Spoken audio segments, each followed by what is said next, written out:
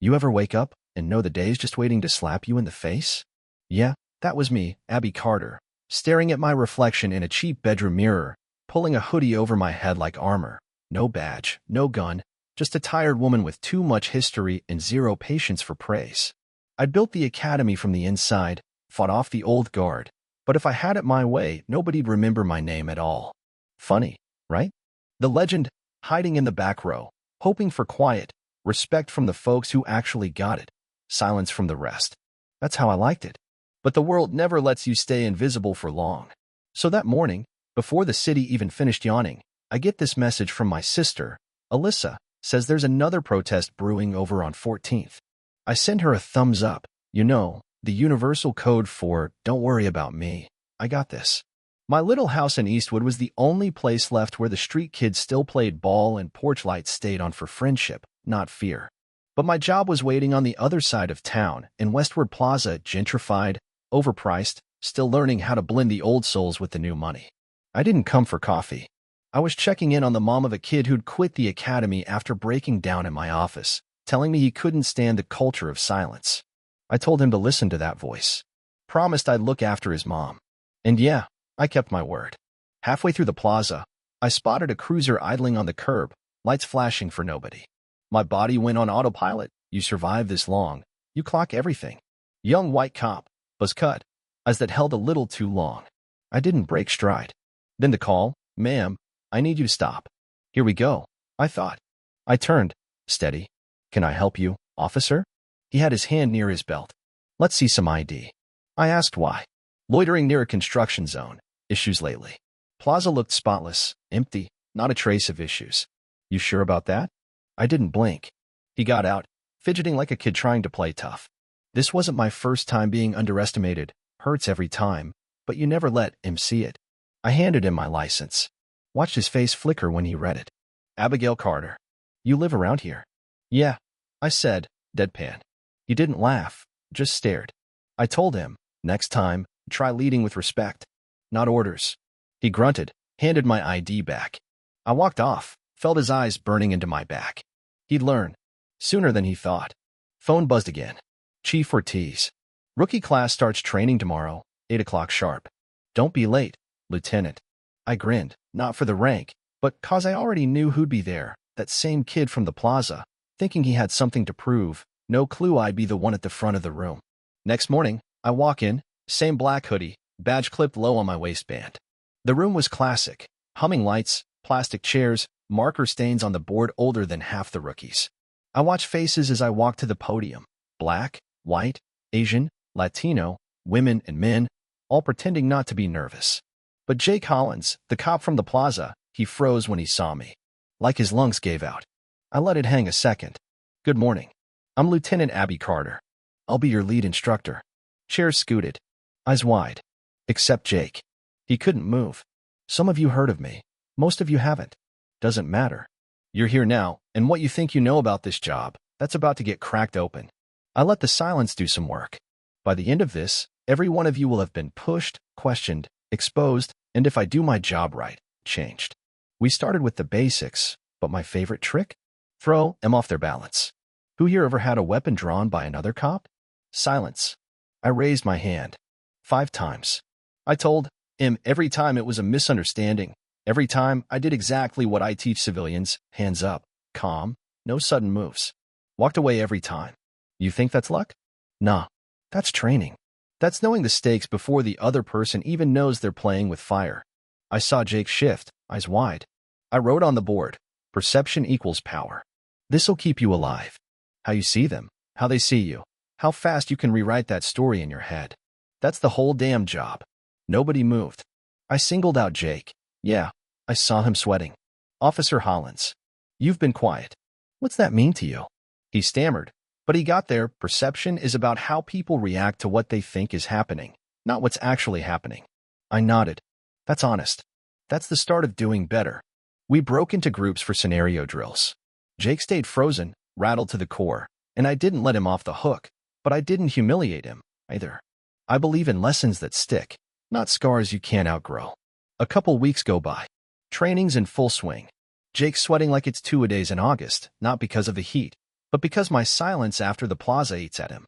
I push my rookies, but I never break them just for sport. Funny thing, I'm hardest on the loud ones, the ones who think control equals respect. Jake wasn't loud, but after that plaza moment, he started seeing everything different. He saw the way his classmates tensed in certain neighborhoods, the way old-timers whispered about that one, if a black teenager walked by in a hoodie. He wrote everything down, even the stuff that stung. Then we hit live scenarios, 6 rookies, fake neighborhood, volunteers playing scared neighbors. Jake gets paired with Simone Tran, tough, sharp, no time for his rookie jitters. Domestic disturbance call, possible weapon, no backup. They approach. Simone leads, voice calm, hands visible. Jake's hand hovers near his taser, but he remembers what I said, perception, restraint. He lets Simone talk. Situation cools down. No one gets hurt. After, in the debrief, I tell the class, no one pulled a weapon, no one got hurt. That's progress. Simone gets props, then I look at Jake. You showed restraint. You don't always have to talk. Sometimes you just gotta know when it's not your moment. I catch a couple rookies glancing at him, maybe respect, maybe just surprise. Later, when the room's empty, Jake lingers. I don't look up. You gonna stand there all day, or you got something to say? He steps forward. I'm sorry for how I treated you at the plaza, for not asking who you were, for not caring. I let that sit. You didn't need to know me, Jake. You needed to know yourself. He shrugs, says he thought he did. That's the problem. Most do, I tell him. Long pause. You weren't being a problem. You were being a mirror. Mirrors are dangerous when folks ain't ready to look at themselves. He asks if I ever made mistakes like that. Worse, I say. But I didn't stay there. He nods, says he's trying not to stay there either. That's why I didn't say anything that day, I tell him. You don't learn by being humiliated. You learn when you realize you almost became the thing you swore you'd never be. He takes it in, looking like someone finally seeing daylight. What now? He asks. You show up tomorrow. And the day after, until the uniform doesn't make you someone else, it makes you more of who you say you are. Jake left that day still a rookie, but changed. And you know what? The city didn't turn upside down overnight, but you could feel a shift. Roll calls weren't as stiff. Young cops quoted stuff from the training room like gospel. Abby Carter, still hiding from the spotlight, but earning it every day. 3 months later, Westward Plaza had murals of families holding hands. Jake stopped and stared at one, felt something in his chest loosen for the first time in a long time. He graduated, not top of the class, but top in something that mattered. Accountability, maybe. Grace, definitely. He didn't talk about that plaza day, but he never forgot. Carried it like a stone in his pocket, heavy enough to remind him, not heavy enough to weigh him down. Abby kept mentoring rookies, never rushing the process, always believing in real change, not the flashy kind. One day, she had to speak at a big conference, her least favorite thing.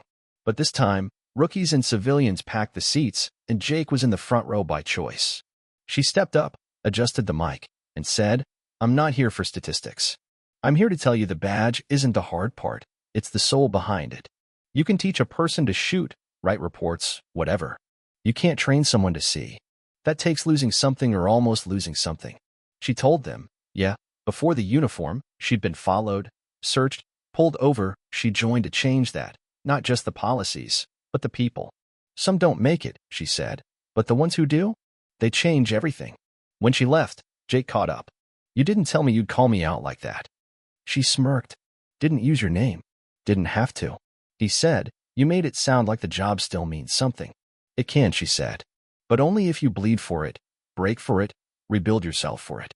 Jake told her about his first call, suspicious guy at a school, but he kept it calm, talked to him, found out it was just a dad waiting for his kid. I didn't run his plates. Just talked. Abby gave a real smile. You saw the person, not the profile. That's the job. Jake handed her a folded paper, application for peer mentorship unit. Her name was on the referral line. You sure about this? She asked. I'm not trying to be a hero, just trying not to be the reason someone else breaks. She nodded. You're not. Not anymore. And the space between them changed, no longer teacher and student, now something closer to equals. The city kept moving, more speeches, more policies, same old surface-level stuff. But out on the sidewalk, the real change took root, slow and quiet. Abby looked over the rooftops. This city's watching. Jake shrugged. Let them. And they kept walking, not as reminders of the past, but as proof of what could go right. even when nobody remembers your name, even in a job that asks for everything and sometimes gives nothing back. So tell me, what would you do if someone tried to humiliate you for a job you taught them to do? You think people really change, or do we just learn how to hide it better? Drop your thoughts below. Let's talk about what justice looks like where you live, and who you trust to wear the badge.